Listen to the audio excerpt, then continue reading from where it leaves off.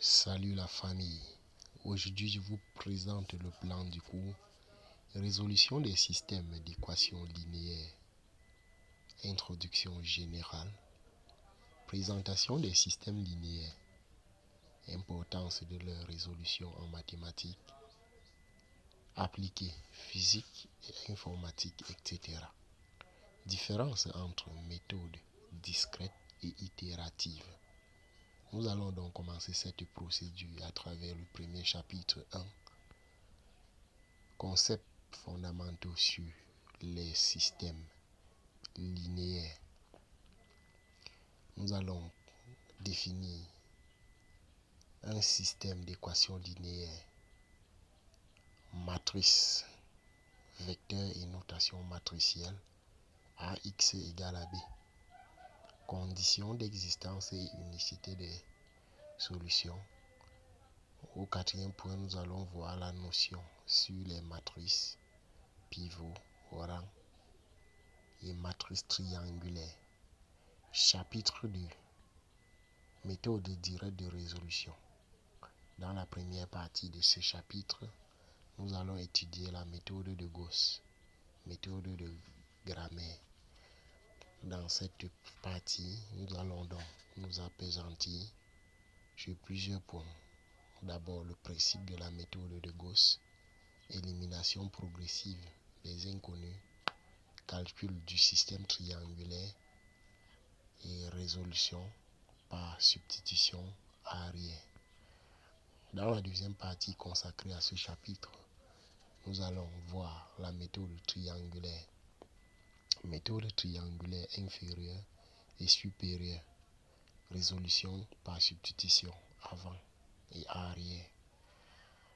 Factorisation LE, décomposition en produits des matrices triangulaires.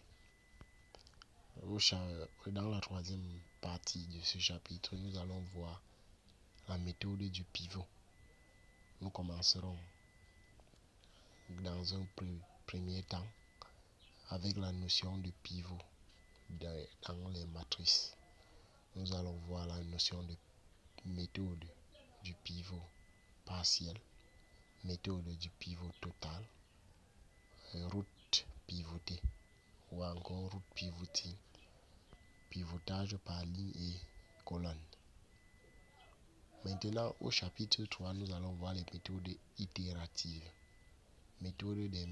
Principe des méthodes itératives, concept de convergence, méthode de Jacobi, méthode de Gauss-Seidel, méthode du gradient conjugué, système symétrie définie positive, critères de convergence. Au chapitre 4, nous allons faire une analyse comparative et application. Au petit 1, nous allons voir avantages et inconvénients des méthodes directes et itératives. Au chapitre 2, nous allons voir le choix de la méthode en fonction du système, taille et densité structure. Nous allons continuer avec l'application pratique, résolution numérique, simulation et modélisation. Comme annexe à ce que nous allons joindre à ceci, nous allons voir des exemples concrets avec calcul, pas à pas, exercices corrigés, utilisation des logiciels tels que MATLAB, Python pour implémenter. Je pense que c'était tout pour la présentation du programme. Fondement de l'analyse numérique. Et la prochaine partie va être, je crois, l'optimisation. Et je vous invite donc à venir pour qu'ensemble nous puissions comprendre toutes ces notions. C'était donc Bus Nono. C'était Bus Nono. Je vous invite à vous abonner à la chaîne et d'activer la cloche de notification. Partagez la vidéo au maximum. Et donc à la prochaine pour une nouvelle vidéo.